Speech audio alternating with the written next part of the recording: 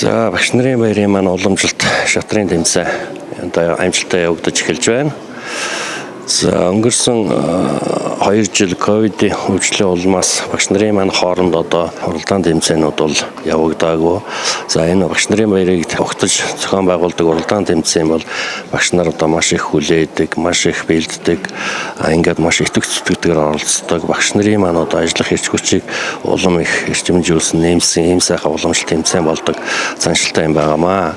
За энэ хичээлийн жилд Номонлоо зөвхөн сургууль маань одоо багш нарын баярын одоо энэ өгсөн үйл ажиллагааг одоо бас зохион байгуулж, амжилттай зохион байгуулж байна.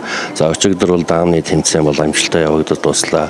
За энэ удаагийн даам шатрын тэмцээн маань одоо бас нийт олон массыг, олон хүнийг хамруулах юм зорилготойгоор зохион байгуулж байгаараа бас их онцлогтой байгаа. Урд жилүүдийн шатар даамны тэмцээн бол хувь хүнийг одоо байр эзлүүлэх, хувийн одоо амжилтыг одоо голлож хардаг байсан бол одоо бол баг хамт олноороо эрэгтэй 5, эмэгтэй 5 тамирчин одоо нийлээд багийнхаа амжилтын төлөө одоо хүчин зүтгэж байгаа. Хамтарч ажиллахад одоо бас их чиглүүлсэн юм сайхан тэмцээн оролдоон болж байна. Тэгээ энэ тэмцээний маань бас амжилттай зохион байгуулж байгаа. За тоглох орчин одоо нөхцөлийг бас боломжийг сайн бүрдүүлж өгж байгаа. Номонлоо сургуулийн удирдлагууд багш нар, ажилтан албан хаагчдад бас баярлаж талархсан илэрхийлье.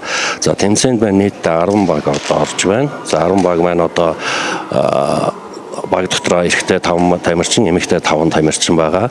За ингээд нийтдээ бол 5 өрөг тоглох ёстой. Ингээд 5 өрөг тоглосны дараа бол хамгийн их оноо авснараа бол тэргүүн байр эзлээд за ингээд 1 2 3 дугаар байрыг эзлүүлэхээр ингээд тэмцээн амжилттай явагдаж байна.